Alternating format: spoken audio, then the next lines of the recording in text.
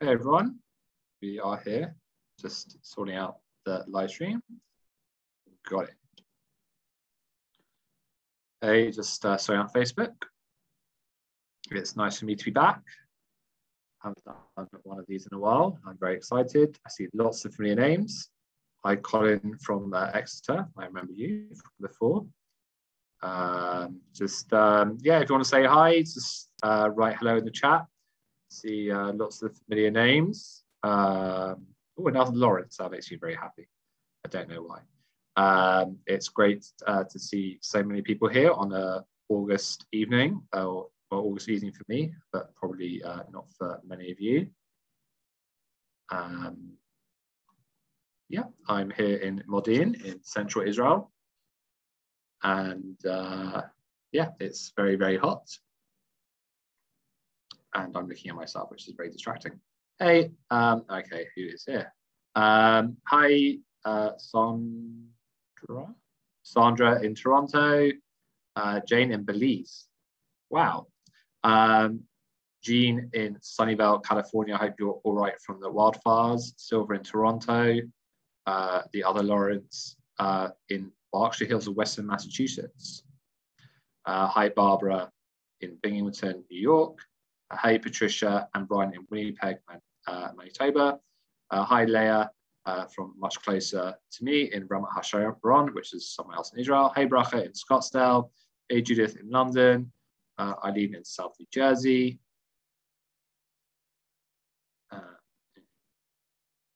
Hello, everyone. Oh, we have one person calling in to listen to the listen to our webinar. It's always exciting. Hey, so Noam is somewhere, which looks like he'll be here in a minute to get started. Hey, Marcia in Ocean Pines, Maryland. I want to say hi, Eileen again in South New Jersey.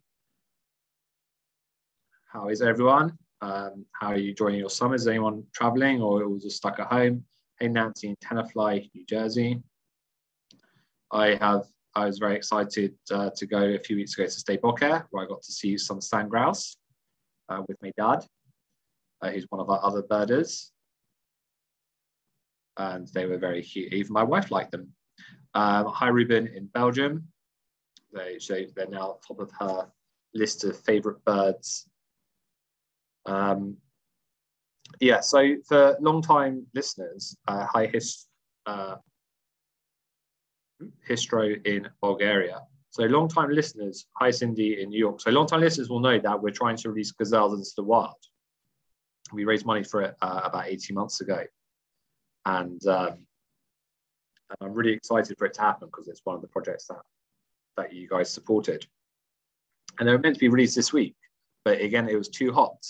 So they're still in the Gazelle Valley, waiting until it cools down so that they have a chance. So once they're reintroduced into a new habitat, they'll have a chance to find water and vegetation and everything they need to survive. And until it cools down, we need to give. It's currently too hot. We're a bit worried they'll dehydrate in unfamiliar surroundings. So yeah, so that's how the heat's affecting our work. Sandra, I think you may be the only person who can't see me. I think everyone else can see me. Hi, Frank in Beverley, East Yorkshire, the UK. Hi, Devora in Toronto. Noam, are you here? Noam? Right. I'm here. Just let me show myself. I cannot. Okay. All right. So Noam is here, so I can introduce, and there won't be an awkward silence. Hi, everyone. Welcome to our webinar today. Thank you very much for joining us. It's 8 o'clock, pretty much bang on, so we'll start. My name, for those of you who don't know me, is Lawrence Kazmir. I'm part of the philanthropy team here at the Society for the Protection of Nature in Israel, or in Hebrew, Chevra L'Haganat Hateva, or as our acronym, SPNI. SPNI is Israel's oldest and largest environmental NGO. We've been around since 1953. So in 2 years' time, we'll be celebrating our 70th anniversary, which is quite exciting. But you should only be able to see me at the moment. I'm sure Noam will be able to get going. It says that everything is working. Can other people see the screen? Can someone just say that everyone can see the screen? Because if not, you should be able to just be able to see me. I have a blank screen. Okay, Frida says yes. Okay. All right, so we'll say it's some of you. Okay, so only a few of you can't see the screen. You'll only be able to see me at the moment. Noam, and the presentation will start in a second. If you're calling in, you won't be able to see the screen because you're calling in. Anyway, so as I was saying, we're Espionage, Israel's oldest and largest environmental NGO. We are not part of the government. We are a charity. So we're relying on public donations such as yourselves to continue our work, and we're very grateful to everyone who supports us. You can donate for tax deductibility in Israel, America, Canada, the UK, and Europe. And thank you very much to everyone who supported us over the last 18 months during the coronavirus pandemic. It's really meant a lot to us and really enabled us to continue a lot of our work, especially in birding. So today, our webinar is about the migration season, which we just had. Noam has asked me not to say too much about it. So Noam, before I pass to Noam, I'm going to just give a public service announcement. Noam has said that it's quite a long presentation tonight. So we're going to cut off the presentation at about 9 o'clock, and then we'll answer questions afterwards. So we'll probably answer questions after the top of the hour, but we'll try and finish the actual presentation at 9 o'clock sharp. Noam, I'm going to turn your camera on, as I hope you'll appear. And Noam, over to you. Okay, thank you. And let me share my presentation. Just a second. I will just say, hold on. There are lots of people who say they can't see the screen, which I don't really know why. Because we are live. So can everyone see the can everyone see the presentation? Because if not, okay, so some people can say they have seen the presentation. And okay, fine. So we're saying that it is now working. Fine, all right. Okay, now I'm start. Everyone can see the presentation. Okay, so good evening or good morning, wherever you are. I'm Noam Weiss. I'm the director of the International Birding and Research Center of Eilat. I work for Society for Protection of Nature in Israel. I'm thrilled to present you what happened here just last spring. It was just awesome and crazy at the same time. The number of birds that we have seen and monitored was just without any past record, which is similar. So we will talk about this spring and springs in general in Eilat. And we also will talk about what do bird observatories do. That would explain itself maybe a bit later. So basically, the International Birding and Research Center of Eilat has just one goal: safeguarding the migratory birds flyway in Eilat and Southern Arava, helping birds survive their epic migration. If you look at this map, you will see that Eilat is actually the only bridge connecting Africa, Asia, and Europe, which means that birds that do not want to cross above the seas, they must pass here in Eilat. And another factor, south of Eilat lies the Sahara Desert. It's 2,000 miles desert with no food for forest birds, water birds, anything that needs something lush. So Eilat is actually the last stopover site, the last fueling station for birds before the desert in the autumn, or in spring, the first place where they can find food after 4 days and nights with a stopless flight. So Eilat is important, it's crucial, it's located in a very important place. How do we know, how do we monitor? How do we know what is actually happening? How can we compare between days, seasons, and years? So we have a few ways to monitor. The first one is ringing or banding. Banding is done in constant effort, which means the same amount of nets, the same amount of time, and the same thing just every day without tapering or anything like this. We also, so this way you can actually compare because it's a sample. We also do a field service in the way of transects, which means we walk the same trail for the same amount of time every 3 days and monitor all the birds that we see and hear. And we also do designated field service with fixed protocols again, like raptor migration counts, deep sea service in the, how deep, the deepest place we have in the sea, etc. So we have a lot of data which is comparable, which is taken in a scientific way. So what kind of spring was it? So February was very slow. We thought it's a wasted spring. March and April were also below the average, but May broke every past possible record. The numbers just were just huge. And I'm talking mainly passerines, the songbirds, the small ones. Raptor migration was awesome as usual, and shorebirds did very well. That happens every year. What species were special, unusual? The corncrake is an endangered bird, which we usually see between 1 and 20 every year. The first report arrived from the Aqaba Bird Observatory, which is just half a kilometer from us. They reported 10,000 to 15,000 corncrakes in Aqaba region. We had the same picture.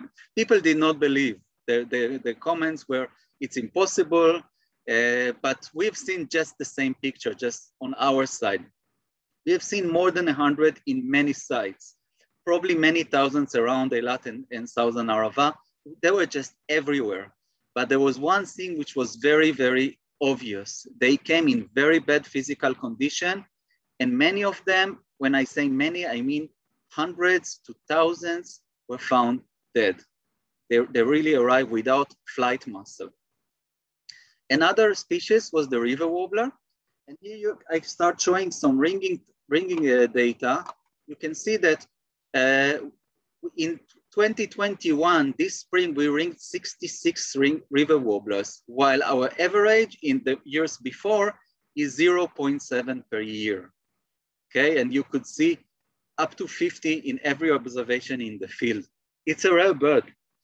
Another interesting one is less rare. It's the Thrush Nightingale. It's an Asian bird or Eastern European. This year, 99 birds were ringed, while our average for the season is 23.5, so 4 times the average. Garden warbler, let's go to really common species. We ringed 591 compared to 84 on average. And the barred warbler, just the same picture, 178 compared to about 20 that we do every year. So the numbers were just huge. Red-backed shrike, 109 compared to just 1 average per year. They are rare in spring, but this year they were just everywhere. And also the white-throated robins, which is usually a vagrant, really, really rare bird down here, have been seen everywhere, but mainly in Southern Arava and Eilat. Most of the records are from here. Another interesting bird that we saw in huge numbers were actually coming in April, not in May. And these were the common swifts. I estimate maybe 1 million birds. It was impossible to count, of course. And we, only us at the bird sanctuary got about 50 to 70 birds that just flew into houses through windows. And I don't know if you know, but the swifts, in order to take off, needs to be thrown out of the air. They cannot take off from the ground. So they fell on the ground, on the floors of buildings, of flats, through the window, and they needed help just to throw them out. People didn't know how to do it. So they brought them to us and we did it for them. It was amazing. People were so happy to see them flying. But maybe 1 million birds, that was just amazing. And many others, all the species that arrive in May were just so numerous. Blackcaps, Eastern olivaceous warblers, spotted flycatchers, sand martins, and many others.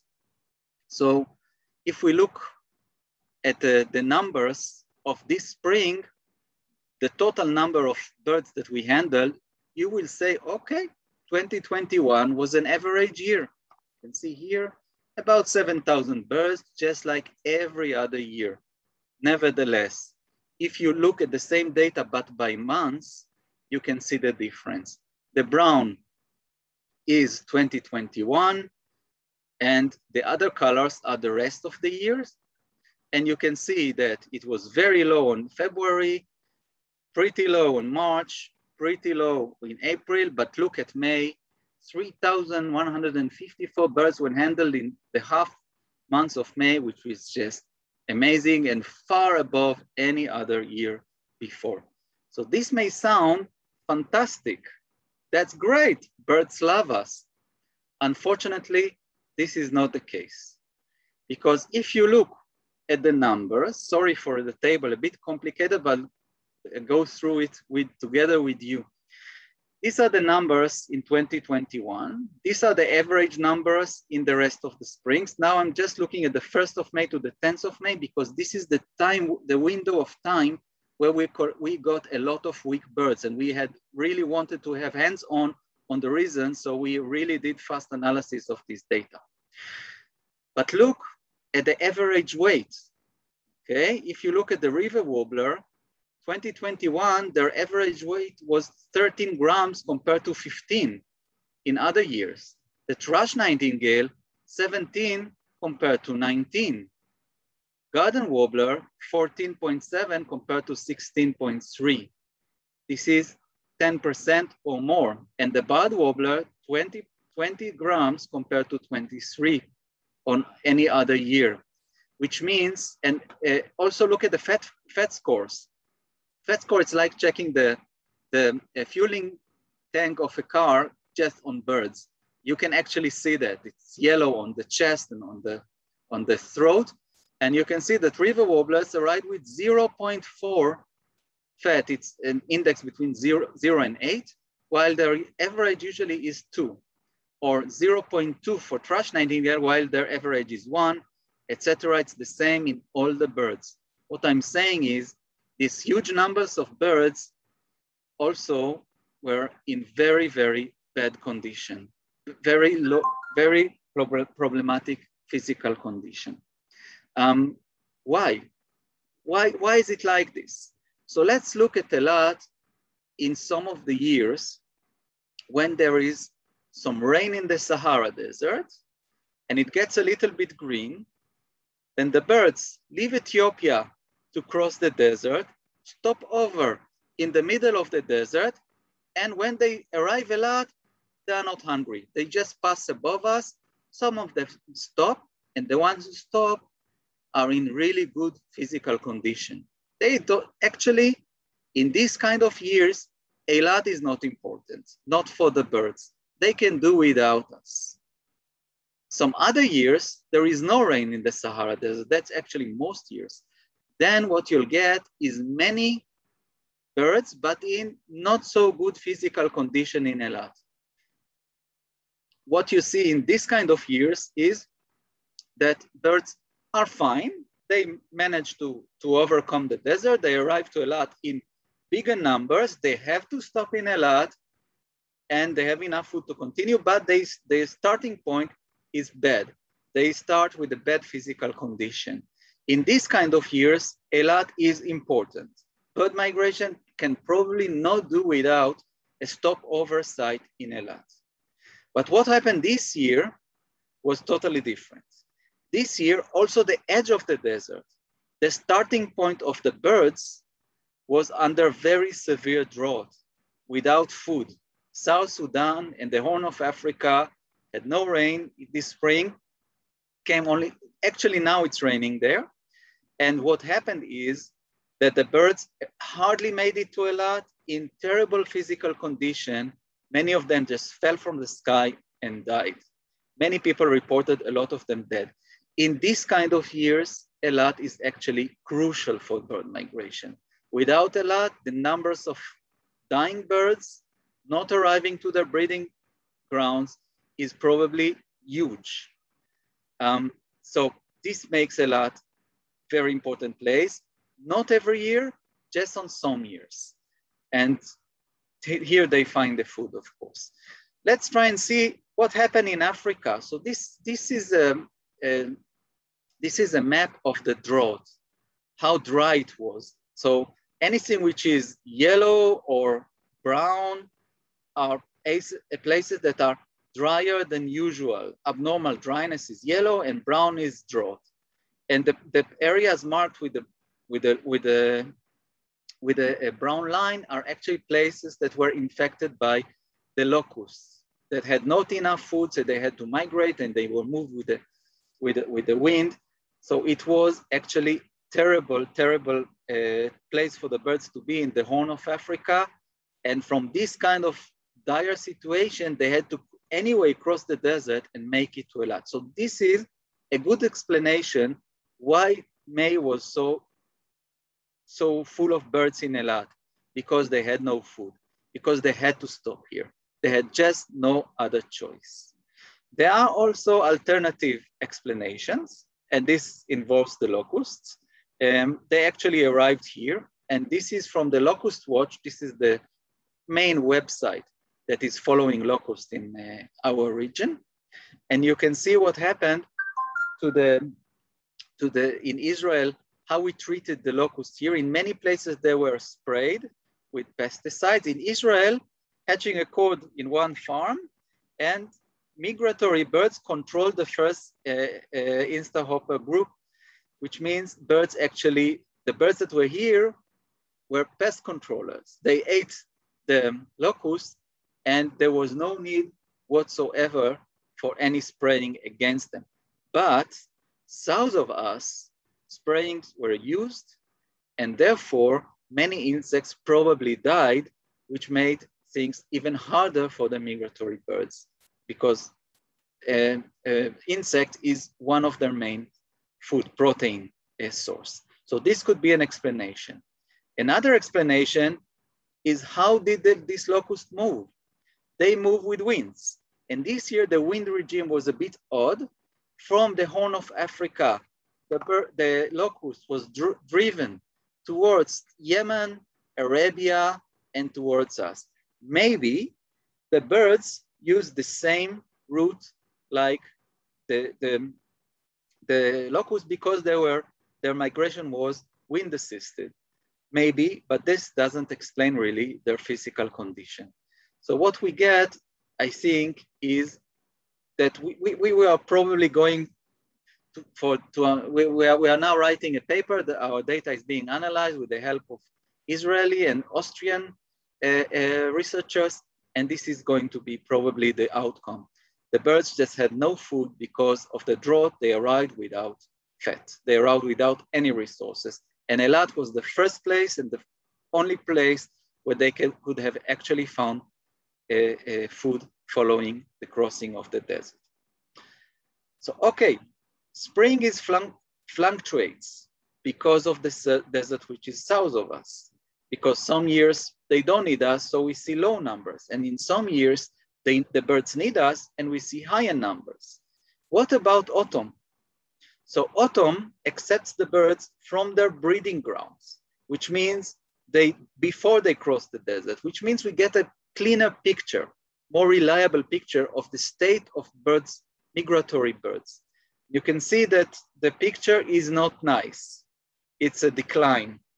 And I remind you that our methods are constant effort, which means the methods that were used in 2014 are exactly the same methods we use now.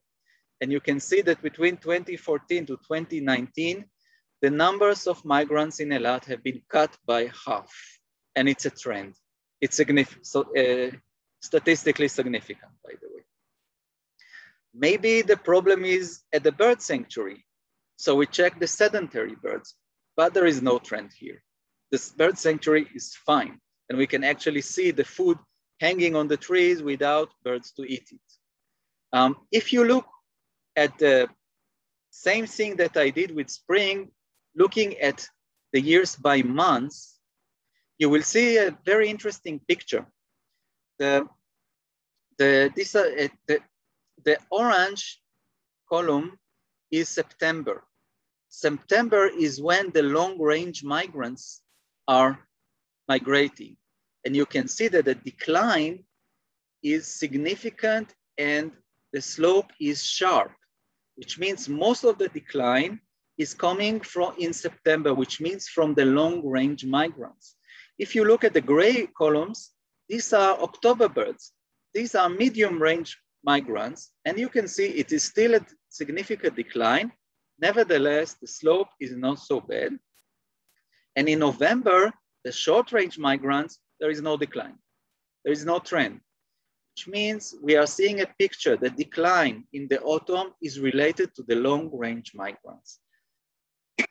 I did not bring it here, but if you look at the species, it's the lesser white-throat, it's the wood warbler, it's the birds that come from the sedge warbler, the birds that come from far away and migrate deep into Africa.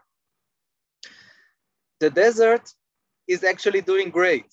We don't need to do much. We need to do a lot of conservation there. I'll talk about it later, but we are counting our beautiful larks. This is the stick-billed lark. This is the Temming's horned lark. This is the Dunn's lark and the Upu lark. These are all nomadic birds that each year choose to breed somewhere else. If they choose us, it means our desert is doing great, and they do choose us. We also look at the sandgrouse. The sandgrouse, this is the spotted. About 5,000 of them come to drink in our region, enormous numbers. A few years ago, we hardly saw 500. The crowned sandgrouse is actually stable numbers, not rising. And we start seeing two other species, the black-bellied and the pintail, that we've never seen before. Suddenly, the last 2 years arrive, which means the desert surrounding us is doing great. Okay, now if we understand the picture that we have a desert surrounding us that we have to observe, but our goal, our mission is to help the migratory birds. So let's put the desert birds aside and think, what should we do about it? If we know that in Eilat, maybe every 3 years, maybe every 10 years, maybe even every 20 years is a very, very crucial point for migratory birds, then we need to do something about it. Because in these kind of years, the birds of Eurasia are facing real trouble, maybe a huge decline in numbers. Migration is almost impossible, especially for the long-range migrants that are anyway declining. So this is why Eilat is important. So let's see what is our way to protect these birds. So the first thing is making a stopover site. This is the bird sanctuary, and this is what we do. We are independent. We can do whatever we want. If I think that I need more of that plant or more of that habitat, this is what I do. Oh, sorry, that jumped. So this is a freshwater lake. This is saline water lake. There is a very salty lake. Here now, this is a little old picture. We have another lake, and this whole area is a renovated salt marsh. So we are trying to create habitats for every possible bird to have enough food when it arrives. So this place is like an anchor. In here, birds come first, okay? The needs of the birds come first. But we are not the only place. The birds choose to stop over in many places around the Arava, and protecting them, this is a complicated story. This is the Liechtenstein sandgrouse. We recently found, we thought we have 20 of them in the country. That's all. We had one drinking spot for them. Recently, we found 300 of them drinking in a place we had no idea about. We don't know where they spend their day, but they are not so rare as we thought. This is very good news. But it's, again, the desert always gives us good news because we do a lot of conservation there. But it's complicated because look at this picture. The enemy is behind. I love cats myself. I have 5 of them at home, but it's the enemy of the bird. So it's complicated to protect it because in Israel, cats are holy. Can't touch them. Okay, you can't touch them. So, and we need to find sophisticated and friendly ways with cooperation, with coordination with people to protect our birds. It's not easy. It's not easy also because we are developing real fast, and birds are pushed from their natural habitats that are basically gone. The green areas that used to be in Eilat, our salt marsh, is gone, and they are pushed. Where are the birds? The birds are in sewage ponds. The birds are in salt ponds, in fields, in orchards, in gardens. This is where we have to protect the birds, in places which are not natural habitats, in places that are supposed to grow crops or to purify water or to create salt. And the battle of public opinion changes forms, styles, stages. Complicated messages are out of fashion. You need simple slogans, and it's not easy to explain what we want to say in a simple way.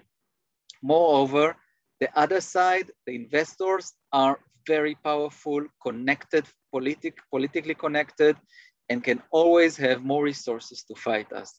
Our only assets, it's our public support and our data and knowledge, and people, if people respect us and see us the source of knowledge for stakeholders and for everyone else, this is our asset. This is how we can make a change. And the plans are everywhere. Eilat is doubling by 2030 to 100,000 inhabitants. The Arava agricultural land has been just doubled.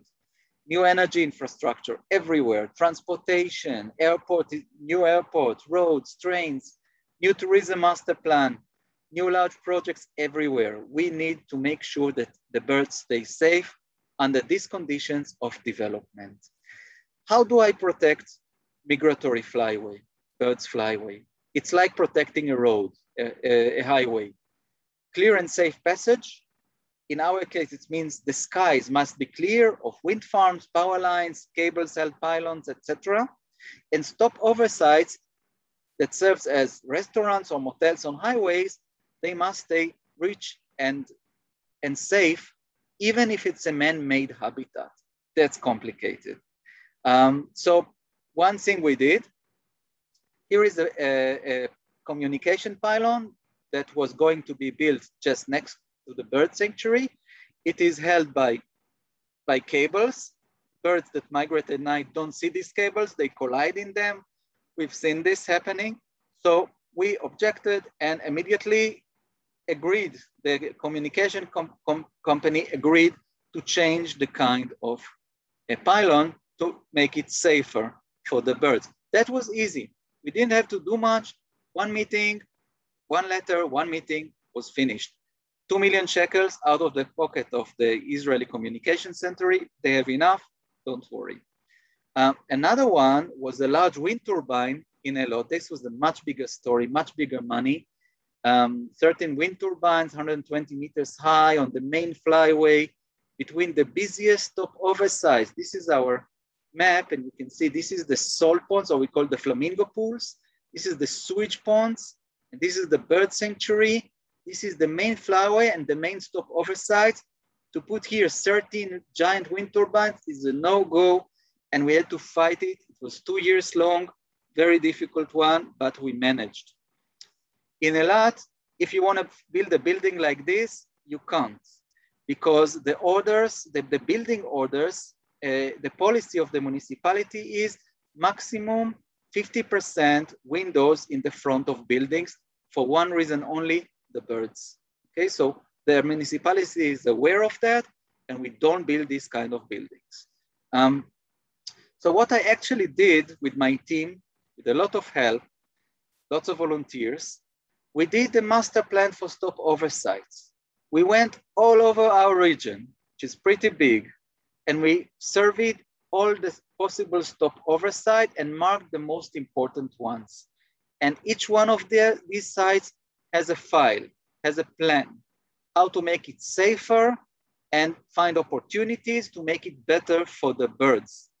So you can see many, many sites, the North Beach, the Bird Sanctuary, Holland Park, and the urban parks in Eilat, Raptor Flyway to make it safe here, Seifim Plain in Uvda Valley, natural sites. Neot Smadar is a kibbutz with lots of gardens. Kas Saidin is also natural, fields and orchards, etc. We have to look at every single one of these sites and have a plan for it. So So how do we do it? How do we change reality? Changing reality is by connecting birds to people. You know why? Because it's people who takes decisions. Public opinion in Israel is strong, is very influential. So public opinion, data, and knowledge have an impact on decision makers. And their decisions change reality.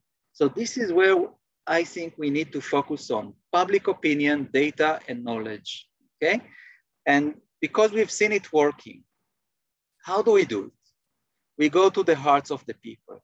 We tell them that the birds are amazing creatures. They fly between continents, above deserts. They look for food. On the way, they serve us. They give us services of pollination and pest control and the cleanup, all these things. And we make people love birds. We explain to them their epic journeys. Think of a bird which is as tiny as half of your phone, and it weighs like a coin of $1. And this bird can fly from South Africa across the desert through Eilat all the way to almost to the North Pole. How is it possible? Wouldn't we want to help it? Of course we would. And the way to help it is to, first of all, save habitats. So this is the Eilat salt marsh more than 100 years ago. You can see it right here. This triangle here. Eilat isn't here, it's a new town. Also Aqaba in Jordan was just born. So this is gone. There is no salt marsh. What you have is the town, the hotel, salt factory, agricultural area. Here was a rubbish dump, and we've built the bird sanctuary on top of it. So the main natural habitat is not with us anymore. This is why we had to build the bird sanctuary, so we can actually save the birds, give them what was taken from them. We do a lot of research. We need to learn how to help the birds. So we host researchers, we do bird banding, we do monitoring and surveys. We do a lot to understand and to have data. When you go to a planning committee, they want to see the data, and if you have it, you win. So we do a lot of surveys. By the way, these are transmitters flying on top of soaring birds, eagles, buzzards, storks, pelicans. You can clearly see the flyway. It's very obvious, okay, that the birds pass through here. And when you show this picture to decision makers, well, they understand this is not a normal place. And this is our raptor's bottleneck. See, they go over the mountains, come to drink somewhere in Eilat Bird Sanctuary, and continue towards the northeast. We need to protect it, we need to count it. So we have 2 stations counting the birds, about 500,000 steppe buzzards, 750,000 honey buzzards. This is our view, by the way. I've never been to Eilat. This is how it looks like, mountains and sea. 60,000 Levant sparrowhawks. It's all the world population, all passing here in 2 to 3 weeks. And the steppe eagles. This is a globally endangered bird. 20,000 is a big portion of the world population. But look at this. We did some surveys in the 80s, and we did this also a few years ago. There is a decline, but it's not significant. Over 30 years, you have a decline of about 20%, which means it is declining, but not like we thought, because the researchers in Kazakhstan and in Siberia, which have most of the breeding population of this eagle, talk about 10% loss per year, which is not the case. So we estimate that the eagles that fly to India, according to researchers in India, they have a problem of poisoning there. Diclofenac, it's a veterinary medicine given to cows that kills vultures and eagles, and this is killing the main portion of population. But the birds who fly to Africa through Eilat is actually the safe population. They are having easy alive, but they are still declining. So this is interesting. It's globally important data we collect. And when you talk about it and show it, power lines, wind turbines, this is really the wrong place. We also do sea monitoring because Eilat is the northern tip of the Indian Ocean. The birds fly along the Red Sea to Eilat, and from here they have to use overland flight, which is not so easy for them. So we are monitoring that too. It's important. The data is still being gathered. We just did 4 years. We still have some more years to learn this. And we actually do surveys. We survey every stopover site along the Arava and the desert to really understand which sites are the most important ones. And we also monitor the desert, but today we talk about intensively, but today we talk about migration. Some other time we'll talk about the desert. So conservation, this is our goal, and every initiative that comes arrives to our desk, and we estimate the risk for the birds, try to find solutions using cooperation, negotiations. We are usually very successful. So let's look how we deal our master plan. Let's look at the Flamingo Pools. This is an important site with about 1,000 flamingos right now, tons of waders, and look what's happening. Somebody, because of these beautiful birds, somebody wants to build a camping site for 750 people. Now, these birds are nocturnal. They migrate at night and they feed, they forage at night. So having 750 people with noise and light and cats and dogs and all the mess that a campsite can produce, this is not going to work. The investor explains that he will guard the flamingos, but it's not the case. He's going to disturb them. And this is why, in this case, we usually don't go to fights, but this time it was a fight. And in the fight, we explain that this beautiful bird is sensitive. Every small disturbance and it will leave us. And we've seen people using drones to photograph them, and they were gone for 2 months. Only when they were relaxed, they came back. And it's also an extremely important place as a stopover site for shorebirds, for storks, for songbirds, for gulls, for ducks. Tens of thousands, if not hundreds of thousands of birds stop there every year for food. So how do we do a fight? May not look like a normal fight, but this is how we do it. We engage community. So we did the flamingo. It was on the elections day for the parliament. So we did the flamingo, choose pink, and everybody came dressed pink, and we were dancing and being happy, and made nice paintings for the kids with flamingos on their cheeks. And we were watching the birds with telescopes. Not so many people arrived, 300, 400 people, but the impact was clear. The mayor of Southern Arava called and said, no way, there is not going to be anything there. That the engineer of the city of Eilat said, this is impossible plan. We will try to stop it. It's not so easy because these are not the real decision makers. The plan is at the moment at the national level planning committee, but it makes an impact, and we manage for at least 1.5 years from this event, this plan is stuck. So we are doing well with our public. We also do some conservation cross-border. Our Palestinian and Jordanian and Egyptian colleagues, we share information, make projects together, try to enhance the level of knowledge of nature conservation, and also give physical help with monitoring, etc. That's another lecture maybe we can do one day. And we are putting a lot of effort in education, change of hearts. Talk to your people, tell them how great birds are, how tiny they are, and how capable they are. In our banding station, let the kids hold it for a second, feel its heart, and let it go. And if they don't come, the people, to the bird sanctuary, so we come to class. We dress funny, and we give them the information in their class, go bird watching in the backyard of the school. So we are doing everything we can to engage the kids of Eilat and their parents in the activity. Volunteering. Volunteer is not just manpower.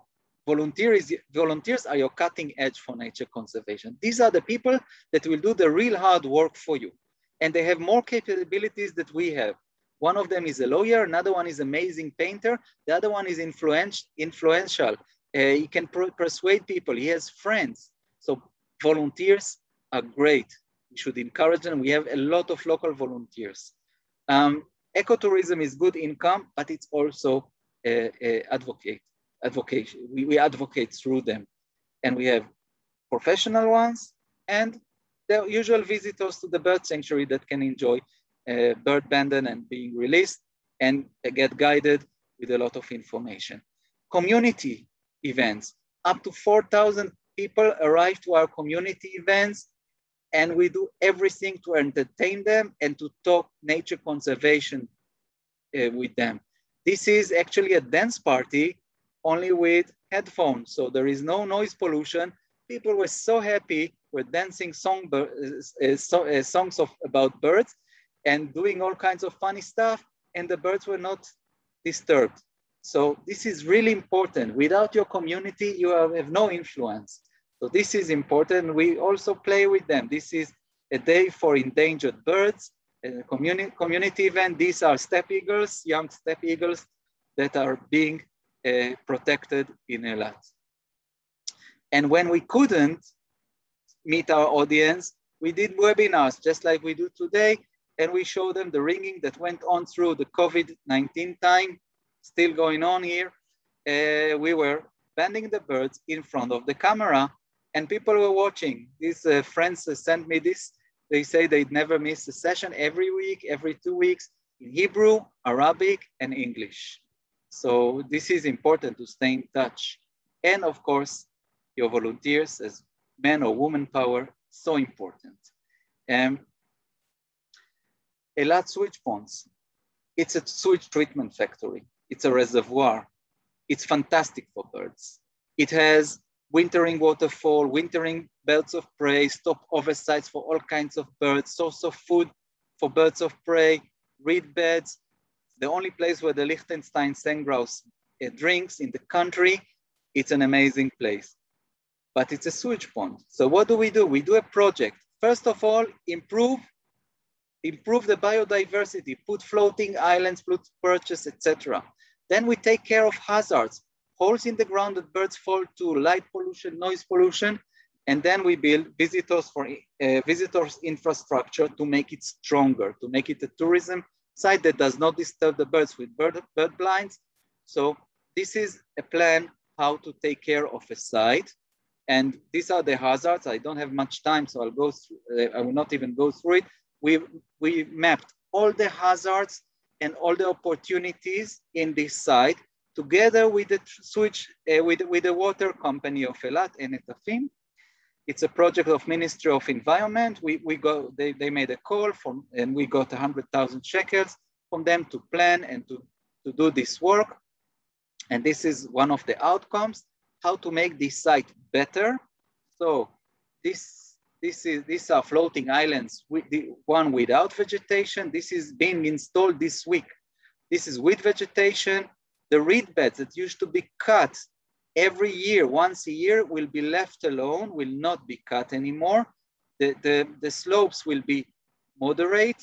We are going to put some water for a few days every few months, just to make this place a salt marsh. We're gonna wet this area, plant some trees here, and this area keep free of vegetation for the sandgrouse to drink. So we are really thinking of every possible bird. We made a list of all the birds who need help, and we made a plan how to help them. This is how to avoid electrocutions and collisions in power lines. And also, do you see this fence here? This is the border with Jordan. The top is barbed wire. And this is another fence here, all with barbed wire. So when you put perches, the birds don't need to perch on the electric wires or electric pylons anymore. They don't need to perch on the fence because we made better perches for them. It was expensive. The water company paid every dime of it. This is Kibbutz Samar donating these beautiful trunks, and we placed them on the reservoir, and the birds love it. Another thing is visitors infrastructure, a trail, 3 blinds, parking. So we are making it a bird watching site which will be open to the public, which is not the case at the moment. So this is how we try to treat our habitats. Another habitat important are fields and orchards. Now you probably know fields and orchards are made only for one reason, to make crops, to make money, okay? But these are extremely important stopover sites, especially for birds of the forest, the date plantations, and the birds of the steppe, the fields. So let's look what we did. The approach here is completely different. The approach is research. We are trying to convince the farmers that the flying squad, which means birds and bats, are pest control agents for the desert agriculture. So we have bird migration is an asset. It's an educational asset, it's an economical asset because of tourism, but it's also an agricultural asset because when these birds come, they eat all the insects. So this is, by the way, the researcher from the R&D, agricultural R&D. Her name is Jessica, and she's also my wife. It's a small area, not too many people. And the flying squad is bird as pest control agents in desert agriculture. And you can see how our date plantations look like. You can immediately, when you go to the plantation, see lots of birds foraging on insects, but this is not enough. Okay, there are birds that eat insects in a plantation. Is it actually a viable pest controller? For that, you need to go deeper. So the first thing is evidence. So blackcaps migrate from Africa to Europe and they eat a lot of moss. We've seen them, observed them eating moss. The steppe buzzards, Ceraptor, we saw them feeding mainly on the rhinoceros beetles. These are serious pests in dates. And the Balkan warbler, not very common, but suddenly we see herds of them in the date plantation. They feed specifically on the lesser date moss, which has no pesticide. There is no material that can kill it. So this is really, really important. The birds are doing important jobs. And when we look at the birds that arrive to the plantation, we are already in year 2 of the research. We are talking about 91% of the birds in the plantations are of 7 species only, not so many. And if you look at this list, lesser white-throats are the most common, and they are marked gray because they do pest control. House sparrow and white speckled bulbul are 2nd and 3rd.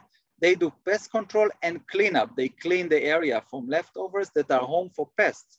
A date that falls on the ground is the home for the pest of the next year. And Eurasian collared dove and laughing dove, these are also doing some cleanups. And so blackcaps and lesser white-throats, together with these are 2 migratory birds, together with the house sparrow and bulbuls that are sedentary birds, are the flying squad of the date plantations. You can see that we try to understand which plantations have more services. Eliphaz has less because it's without ground vegetation. It's a sterile plantation. Birds don't like it. They don't come, they don't go there. They have no pest control, biological. Neotz Madar and Samar have a lot of ground vegetation. Therefore, you can see much more birds. And here you can see we did some kind of calculation. Where do you have what services are available in different plantations? You can see that pest control, hardly available in Eliphaz, very available in Samar. So Samar that has reed beds under the trees. Neotz Madar is a bit different. There is vegetation not under the trees, next to the trees, there are trees. It's a different kind. You can see it works better in Samar. So this is interesting results, just the beginning of the research. And this is about the bats. We try to attract the bats to the plantation by putting water pools. Bats eat pest insects. And when they come to drink, they eat more pests you have pest suppression. Okay, lots of, and we actually did meta-barcoding. We checked the feces of them, and we saw that they eat exactly the pest that we want them to eat. So this work, this is a research of Yuval Arti, not of mine at all, but it's an interesting one, which is supplementary to ours. So we also do the same research in the field, in the open fields. This is watermelon, and you can see here, sorry for the graphs, inside the field, almost all the birds, this orange thing, are insectivores. When you go outside the field, they are not the majority anymore. So the field is attracting migratory birds. Which migratory birds? The blue one is migratory. So which insectivore birds? The migratory birds. That's the answer, okay? So migratory birds are an asset.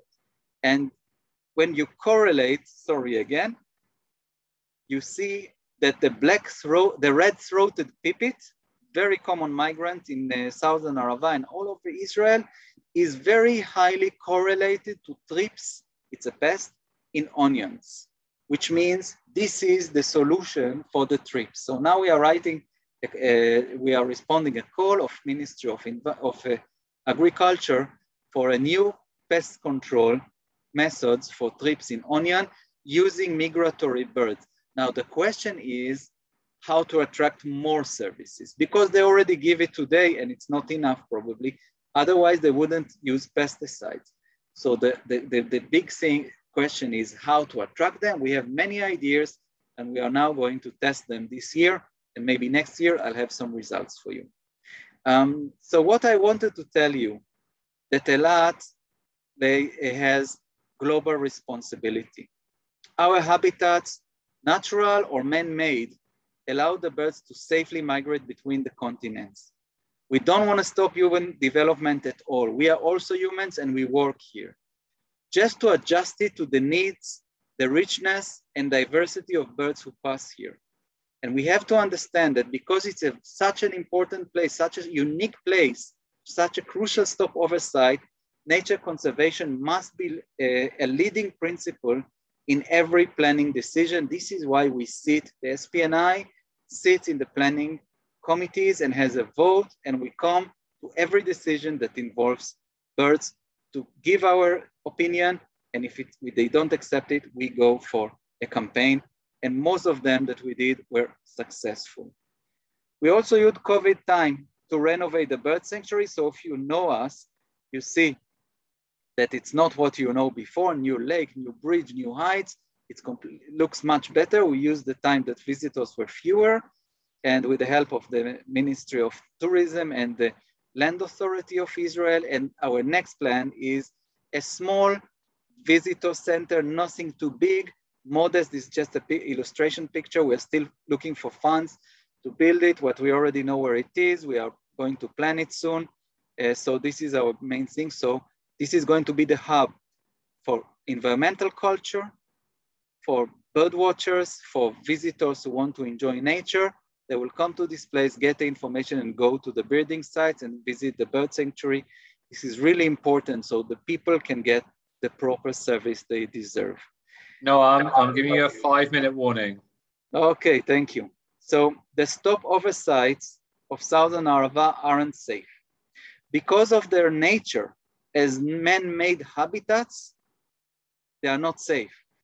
You need to maintain it all the time. You need to make sure that the sewage ponds don't start cutting the reeds again. That the Flamingo Pools, there is no plan and a new plan for that place. That fields and orchards are not being sprayed with because of a new pest, or protect natural habitats by declaring new nature reserve. Ufda Valley is not a nature reserve yet. Also another place called Chemda Valley, we are working on that too. So we need to constantly stop initiatives that hurt birds or moderate them, mitigate them, and be all the time, cooperate all the time with the farmers, with the decision makers, with investors, with industrialists, to make sure that their stopover sites, they understand that these are important stopover sites and they do everything they can to keep it this way, if they want, because of their goodwill or because birds are an asset for them. They give them pest control or other things. So if you want to know how to save the world, my philosophy is protect nature and help NGOs survive, because NGOs are the ones that are doing the real job. The governments are a bit rigid. They are a bit stuck with their policies, and they don't move fast. The state in Israel is mainly stuck on nature reserve, which is important, extremely important, declare more and more of them. But what about the fields and stop oversights? What about the gardens of people? Who's going to take care of that? So NGOs do that.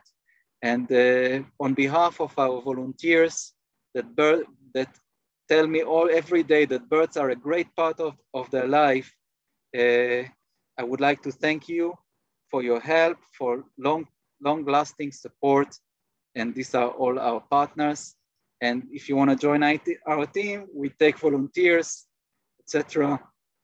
And one more thing before the questions.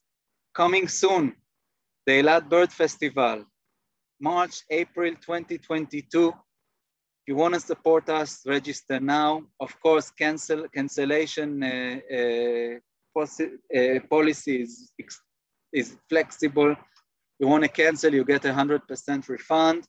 But if you want to show us a good intention, please register to this event, Eilat Birds Festival in spring 2021.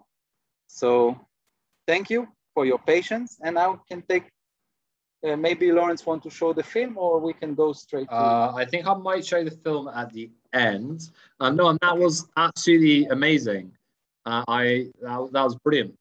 I really learned a lot. And I think so many other people did as well.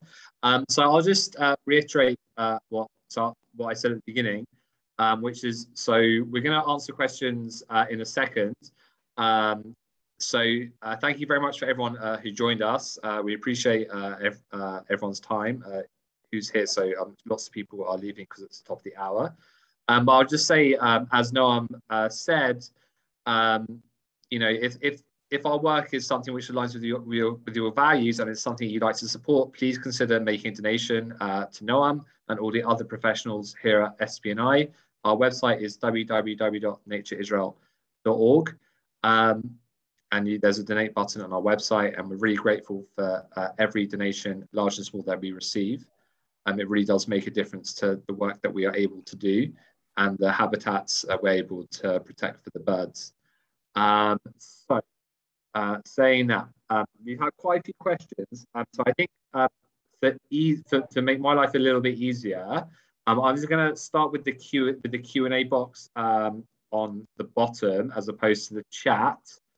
And then I'll probably do the chat. I'll try and scan through the chat questions at the end. And after that, I will also show Noam's video as well. So I'm going to try my best not to repeat something that Noam answered, though I'm sure there's no chance I'm going to do that. Okay, so Miroslav from Serbia asks, wouldn't it be better for the birds to divert their route through the Nile Delta instead of via Eilat? Yes. Why don't they do that? So actually, the Nile Delta sees some birds, but I've been there last time 20 years ago. The Nile Delta, unfortunately, is urban. It's gone. There are some fields, but there are no natural habitats. There are a few salt marshes on the shores of North Sinai, but it's not what it used to be. And then the whole Nile Valley could have been a good route for the birds. We are not even sure why they don't use it, but I can tell you that it doesn't have forests, and the habitats there are disturbed. The population, millions of people live there, and it's all agriculture, heavily under pesticides.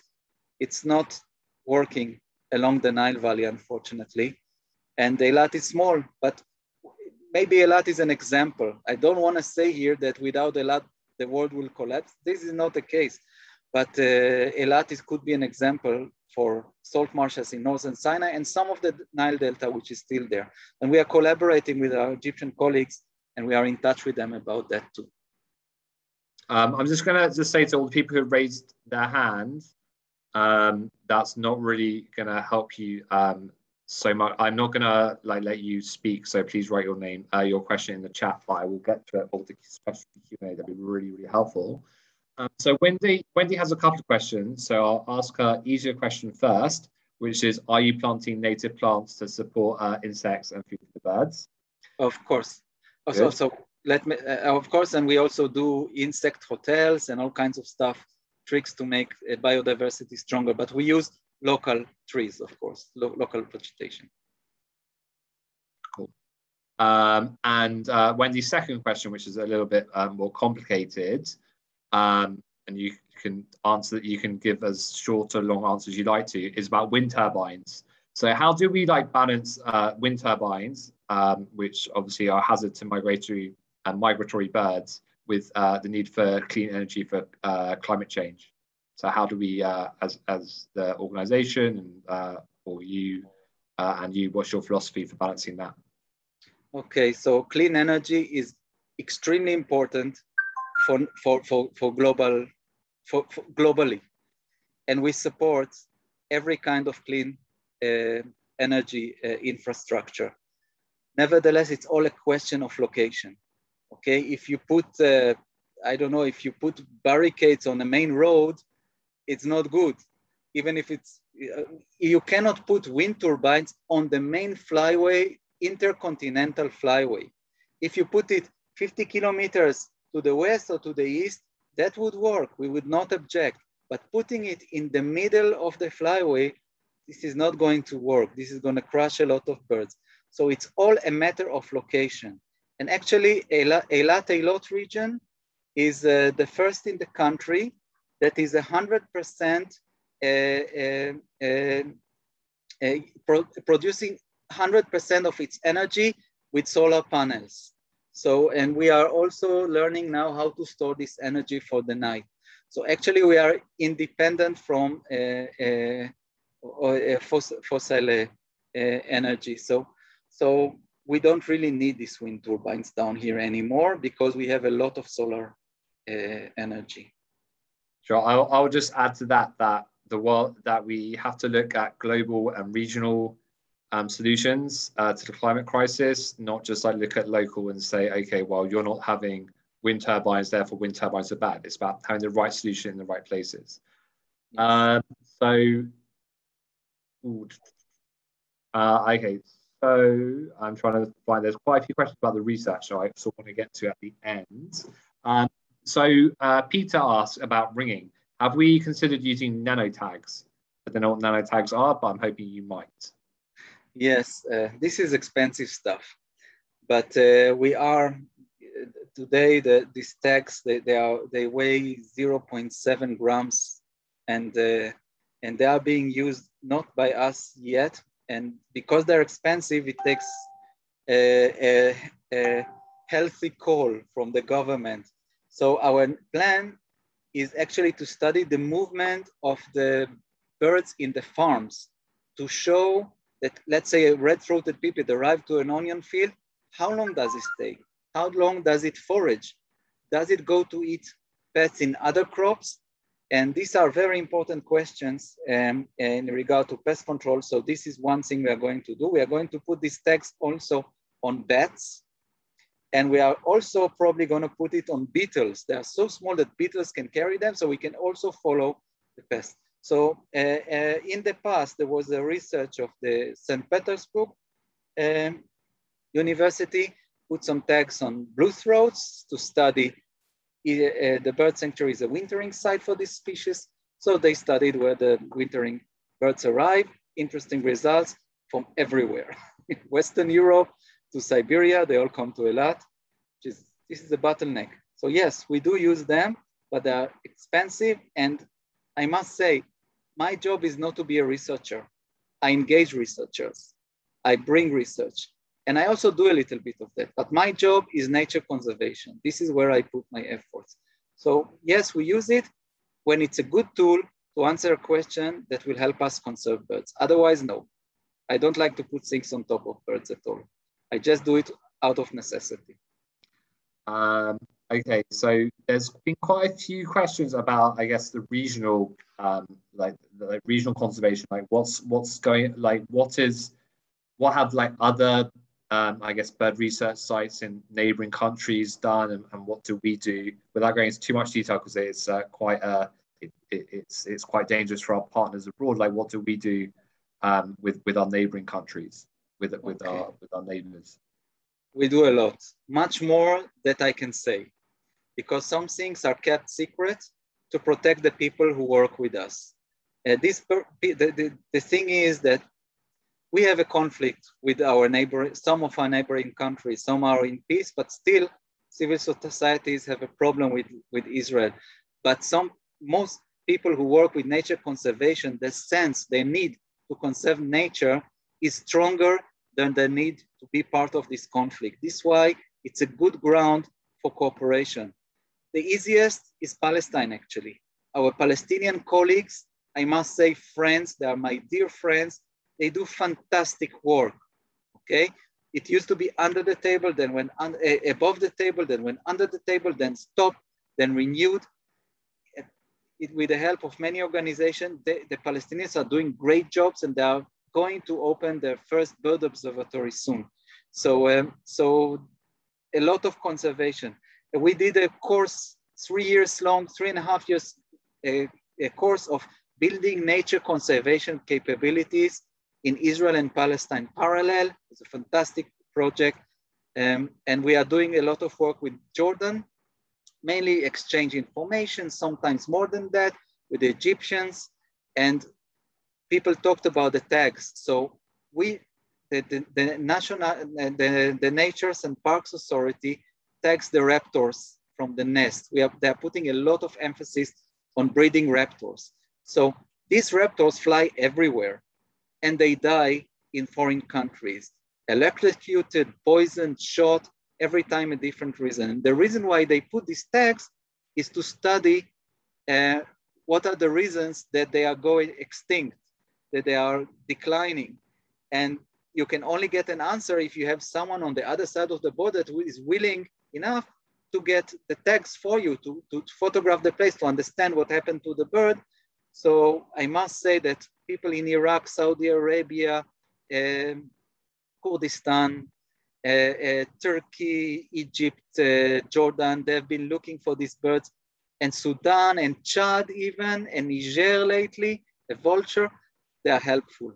They're helpful, and we are working together with everyone. We have no problem, even if sometimes we don't need to put an advertisement tag on it. Okay, thank you, Noam. And I'll just say that we get quite a few emails after presentations where we talk about Palestine or the Palestinian Authority. Like, we're not like, this is not a political statement. This is just, you know, nature knows no borders, and this is how we. Maybe I should clarify. Palestine. No. You don't have to. You don't have to clarify. I'm just saying to anyone who's going to write an angry email that nature knows no borders, and this is how our staff talk about our neighbors, and you know, this is life, and it doesn't say anything about the final status, you know, any final solution, 1 state, 2 state solutions, whatever. This is not what this is about at all. Well, I have nothing to say about that. The only thing is, our only concern is nature conservation, and the borders are just physical borders. They have no impact on the birds, or they have some impact. And I need to work with Palestinians on nature conservation, whether they have a state or not. So the terms are just my own. They don't represent the SPNI. Exactly, and I've just had 2 statements in the chat which say exactly the opposite. So there you go. We're not going to tell everyone. Just have to accept this is the work we do, and this is how we protect nature, and we do have to help. And we have to help. You know, we're very good at what we do, and we can share that expertise with the countries around us, and that makes conservation for the entire world much more effective. So I'm going to ask. I guess I'm going to go to the research questions, but there's one question I need to answer, which is, how do you sign up for the Eilat Birds Festival? And that is, go to www.birds.org.il/en for the English side, and there is a link about 2/3 of the way down the page for information about signing up for for the festival.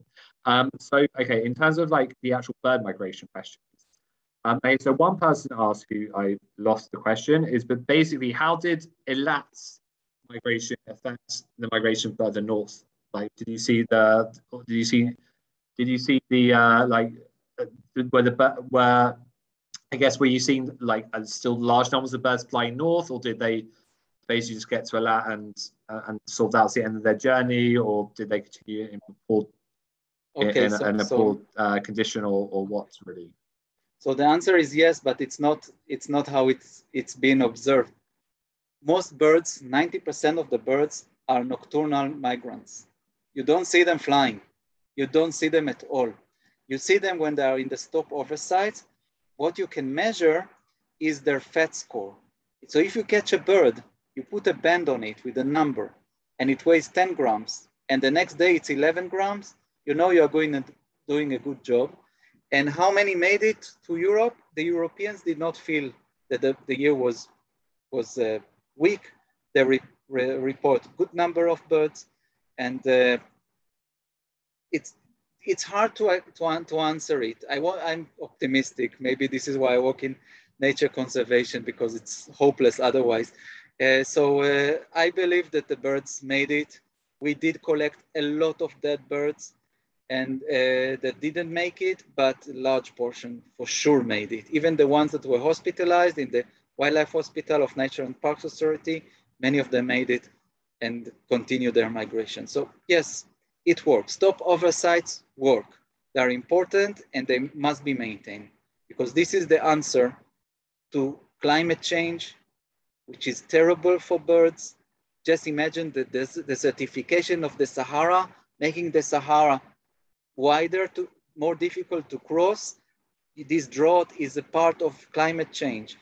Also, the birds need to go further north in Europe because the habitats move with global warming. The springs come faster, earlier, which means the birds need to migrate further, but faster. So everything becomes more difficult for the birds. This is why the long-range migrants are the ones who are declining most in the autumn data of Eilat. They are having difficult life. Migration is becoming mission impossible because of climate change and habitat destruction. So stopover sites are the answer. This is how the birds are going to continue moving. Okay, thank you, Noam. So Steve asked, were there any species which normally come like earlier in the season, in March and early April? Did you see them coming later? That's a very good question, phenology. Because you may say, okay, they got delayed. The birds of April got delayed. This is why they came in May. It's all explained. But there is what's called phenology, which means every species has its specific time of migration. Let's say white-throat, well, it's a complicated, but a specific bird like Balkan Wobbler, they pass in April, they don't pass in May. So we saw low numbers. We did not see Balkan Warblers arriving in May. So there was no serious delay. Now, there was a delay. We are still not sure if statistically significant or not, but it's a delay of 2-3 days. It's not a delay of a month. It means that the birds that crossed in April had probably from a good starting point in Africa. They had enough food. They passed above Eilat and didn't stop. The birds we saw in May are the classic species that always pass in May. The garden warbler, the barred warbler, the thrush nightingales, and the golden orioles. These are the birds that always come in May. Suddenly they arrived in huge numbers. So delay, yes, but this is not the main thing. This is not the explanation. Okay, thank you. All right, I'm going to try, I think we're down to like the last few questions. I will come back to wind turbines at the end. So someone asked about feral cats being a problem. How big a problem are feral cats in Israel to the birds? Yes, so cats are holy in this country. You can't touch them. You can't dislocate them. They are being castrated and then put at the same place where they were found. And many people love to feed them. It's our national sport to feed cats. It's terrible. In municipality of Eilat is fighting the hazards of cats, and at the same time, the same municipality is putting feeding stations for cats, which is unbelievable, unbelievable. And we went to the spokesman once to explain that putting cat food brings the crows, and the crows attack people in that. It's a special story, never mind now. And they say, sorry, we can't say anything against cats. So yes, it's a serious problem. They eat a lot of birds in urban areas. And frankly, I don't know what to do about it. It's a cultural thing. We try to fight it, to make campaigns. SPNI is not afraid to go against the cats. We had some campaigns in the past, but I must say they were ineffective. People just love them. And I don't know what to say. It's a problem, yes. I know. I think there's a very simple solution. Just need to introduce like a nice predator to eat the cats. Like I'm sure a few birds running around the the streets of the cities of Israel will see problems with cats. Actually, in our region, the wolves prey on the cats. It's pretty common here in the kibbutzim, in the small villages. So wolves often catch the feral cats. Yes. Yeah, one of the I would just say for those who don't follow Israeli politics particularly closely, in that we have the Norwegian law here. So if a member of the Knesset becomes a minister, they can drop out and you let someone else come from low on your list come up. And one of the parties they're in on like quite low down, very low on their list, came into the Knesset, and their first speech said there needs to be a national authority for feral cats. So, yes. So we'll see how that goes. I'm not sure how I feel about a party I supported, having someone who's made a speech about cats. But anyway, hopefully something can be done about the cats, because it is definitely a problem. So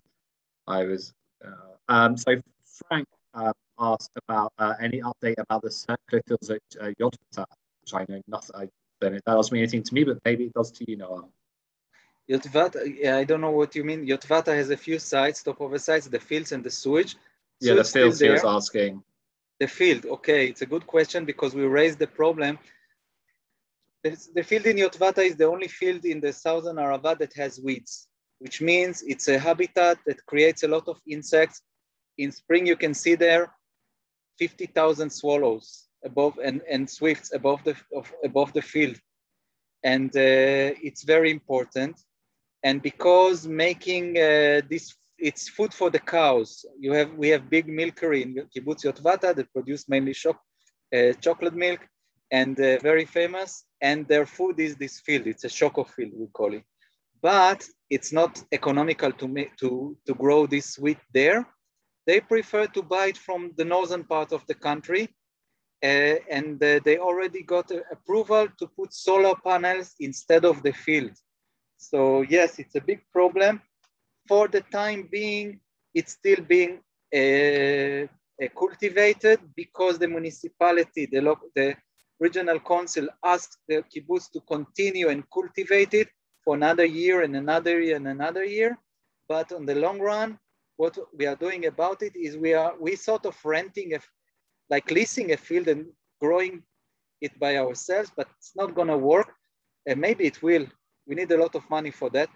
One approach is to make the existing fields, which are different, pumpkin and onion and watermelon, to make them more friendly to the birds. This is why we do this research. We convince the farmers that birds are an asset. Invite the birds rather than scare them away.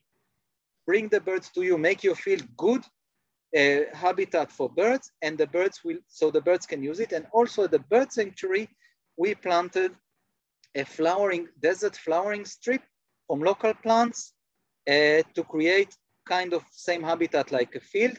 And now, just today, we started to work on our nursery for more bushes and shrubs, desert shrubs, local. We got seeds from a good source. So we are going to make a habitat. We have a new area. We are going to plant it new. So this is our approach to create something else instead of the Yotvata field. Even if for the time being it's there, it's not going to stay there forever. We are aware of that. Okay, I'm gonna humour the wind turbine people who have been asking, who've been making suggestions how to make wind turbines safer. So they say, is it true that if you make one of the blades of the wind turbine apparently black, that bird strikes decrease dramatically? Have you heard that before? Maybe during the day, but what about the nighttime? Most of the birds fly at night. Right, so they see at night, the birds, but look, I'm not an expert on that. This is not my expertise, but you don't put wind turbines on the flyway. It's a good idea to have wind turbines somewhere else, not on the main flyway. You remember this slide I showed of the transmitters on top of birds? This is very clear. Wind energy is great, just not here, somewhere else where birds don't pass. Yes, there are probably solutions. There are also wind turbines that don't move like this, but they move vertically. We have no problem with these, or they move like this. Great. If it's economical and people want to put them, we will not object to this. Okay. But at the moment, what was brought to the planning table was the usual wind turbines, which are dangerous. This is why we objected to that. More research, and it will work. I'm sure that they will find a solution. Okay.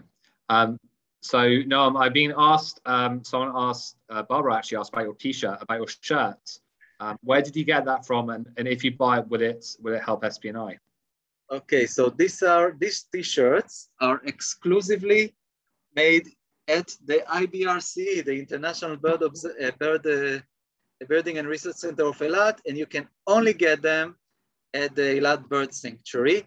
But you can email us. It's ibrce.office@gmail.com. You can find this email everywhere. Just write Eilat Bird Sanctuary, IBRCE. You'll find it, and we can send it to you, of course. And of course, SPNI benefits. SPNI is one of the most important partners of IBRCE, and you must know our budget is very limited, very modest. Less than $300,000 per year, and we run this whole operation. Okay. Okay, so Noam, I have to say that looking through the comments, that I don't think I've ever seen so many comments saying personally to you how much people love you, and they've been to Eilat and they want to come to visit Eilat. So you must be doing something right. The people like you. You have to. I'm starting to put together the schedule for next year, and I would love you and Jesse to do a joint presentation on the bird squad. So hopefully we can schedule that. And you'll be back anyway in about a month, because we're doing live birding, and I hope we'll be having a live broadcast from Eilat. Yes, so this is coming back right soon. Yeah, I believe on the 12th of September, between Rosh Hashanah and Yom Kippur, we're going to be doing a live birding bonanza. In 2 weeks' time, we're continuing our webinar series, our mini series on fantastic birds and where to find them, talking about northern Israel. And I think Nadav and Jonathan are going to be doing a joint effort.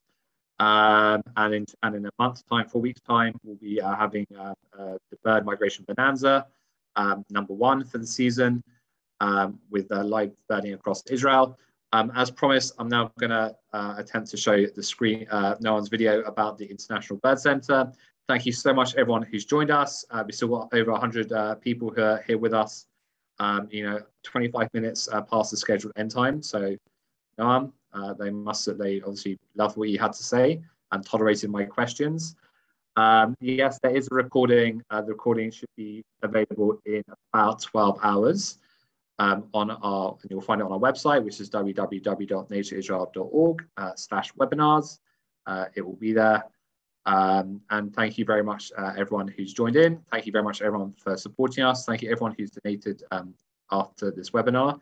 And as promised, I'm now going to attempt to show Noam's video. And oops, there you go. And here we go.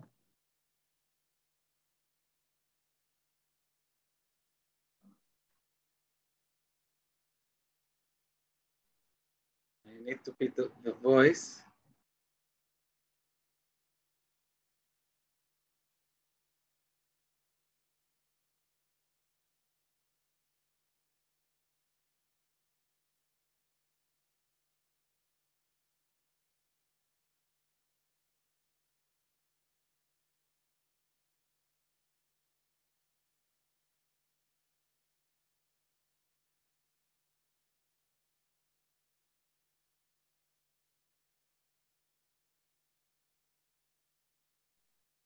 Okay, since there is no voice, I'll be doing the talking. You can see how beautiful Eilat is.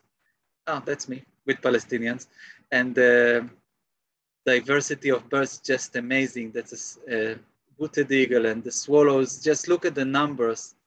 And the little egrets, the blue throat, just so many birds, so many birds. The cormorant, the stilt. It's all in the bird sanctuary. This is the squawko heron, and this is me guiding the banding station, the wryneck, it's kind of woodpecker. And this is what we try to create. You see, releasing a bird, it changes something in a person, it connects.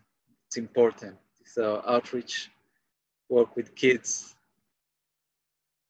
lots of shorebirds everywhere.